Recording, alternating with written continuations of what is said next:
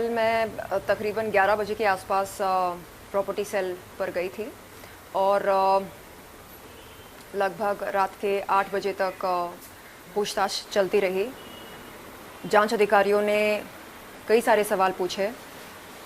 शुरुआत हुई arms prime से। आर्म्स प्राइम के साथ मेरा एग्रीमेंट बना था 26 मार्च 2019 के दिन, और उससे पहले मैं 22 मार्च 2019 के दिन राज कुंद्रा से मिली थी होटल JW मैरियट पर। उस मुलाकात में किस तरह की बातें हुई, एग्रीमेंट के टर्म्स एंड कंडीशंस क्या हैं, एग्रीमेंट के चलते कितने वीडियोस बने, वीडियो शूट के दौरान कौन कौन मौजूद थे, कंटेंट क्रिएशन में कौन कौन शामिल थे, ये सारे सवाल मेरे सामने रखे गए। और राज कुंद्रा की अन्य कंपनियों के बारे में मुझसे पूछा गया, जैसे हॉट शॉट्स, बॉली फेम वगैरह वगैरह, और राज कुंद्रा के साथ क्या संबंध हैं ये भी पूछा गया। एंड मैंने वो सभी जानकारी जांच अधिकारियों के सामने रखी जो मेरे पास थी राज कुंद्रा के बारे में और उनकी कंपनियों के बारे में।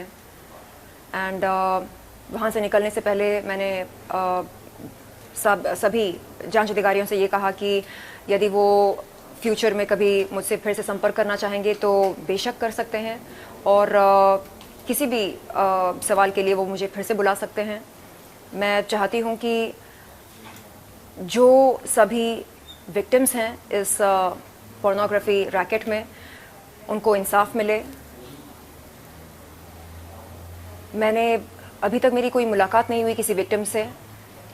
मैं जानना चाहूँगी कि उनसे क्या कहा गया था, उन्हें कैसे गुमराह किया गया था। और मैं चाहती हूँ कि सभी विक्टिम्स, सभी पीड़िताएं आगे आएं और अपना बयान दें, क्योंकि जब तक वो बोलेंगी नहीं तब तक पता कैसे चलेगा कि मोडस ऑपरेंडी क्या था। जी, तो विक्टिम्स तो धीरे धीरे सामने आ रहे हैं। राज कुंद्रा के बारे में आप कुछ कहना चाहेंगी? जो कुछ जानकारी थी मेरे पास राज कुंद्रा के बारे में, वो सब मैंने प्रॉपर्टी सेल के जांच अधिकारियों से बताया। और कुछ बहुत ज़्यादा पर्सनल बातें भी हुई थी। कल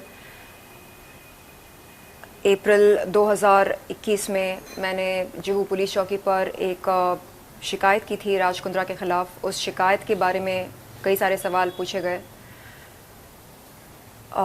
राज कुंद्रा मेरे घर पर कितने दफ़ा आए, कितनी बार आए और क्यों आए, क्या बातें हुई हमारे बीच में, ये सारे सवाल भी पूछे गए थे।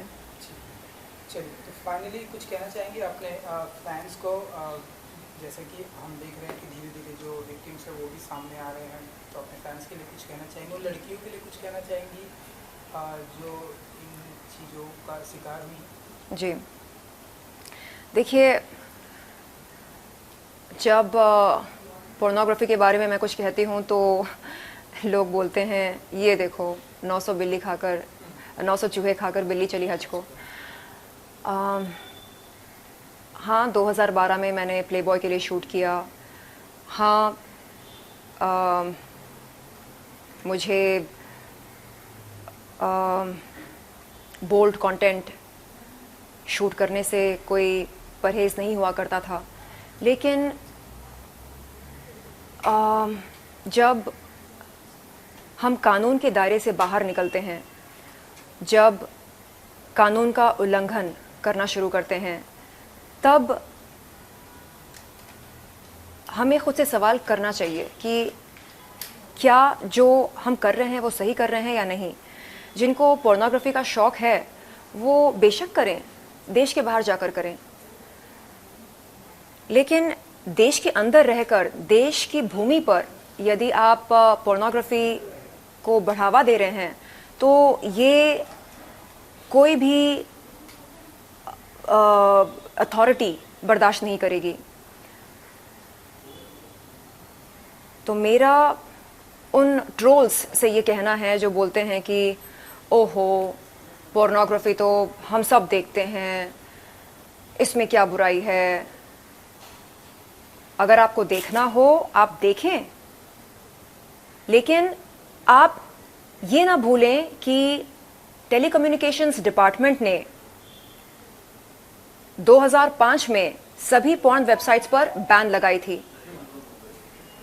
गवर्नमेंट ऑफ इंडिया हमें इजाजत नहीं देता कि हम किसी पॉर्न वेबसाइट पर जाकर पॉर्न देखें।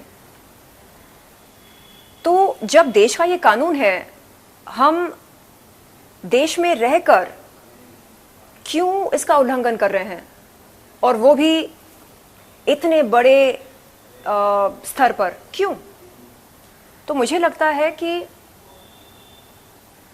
उन सभी लड़कियों को जिन्हें गुमराह किया गया, उन्हें शायद बिल्कुल नहीं पता होगा कि पोर्नोग्राफी से संबंधित हमारे देश में क्या रूल्स हैं और उन रूल्स को फॉलो नहीं करने का अंजाम क्या होता है। इसे कहते हैं गुमराह करना, यानी ये बोलना कि नहीं नहीं इट्स ओके, चलता है, सब करते हैं, सब देखते हैं, तो जाहिर सी बात है कि ये गलत नहीं है, ये सही है। जब आप इस तरह की जेनेरिक बातें करने लगते हैं तो ये जो नौजवान लड़के लड़कियां होते हैं जो यहाँ पर काम की तलाश में आते हैं, इन्हें लगने लगता है कि ओके, अब अगर राज कुंद्रा ये बात कह रहे हैं कि ये सब चलता है, इट्स ओके, सब कर रहे हैं, तो गलत कैसे हो सकता है? तो वो इस बात को सच के तौर पर स्वीकार करते हैं। एंड यहाँ से शुरू होता है मिसलीडिंग का ये जो सिलसिला है। तो मेरा उन सभी विक्टिम्स, पीड़िताओं से ये निवेदन है कि आप आगे आएं और बताएं कि आपसे क्या क्या कहा गया था, कैसे आपको अप्रोच किया गया था, कैसे हॉट शॉट्स ने या बॉलीफेम ने या आर्म्स प्राइम ने आपको अप्रोच किया और आपको इस दुनिया में आकर्षित किया। आप बताएं, तभी पता चलेगा कि मोडस ऑपरेंडी क्या था।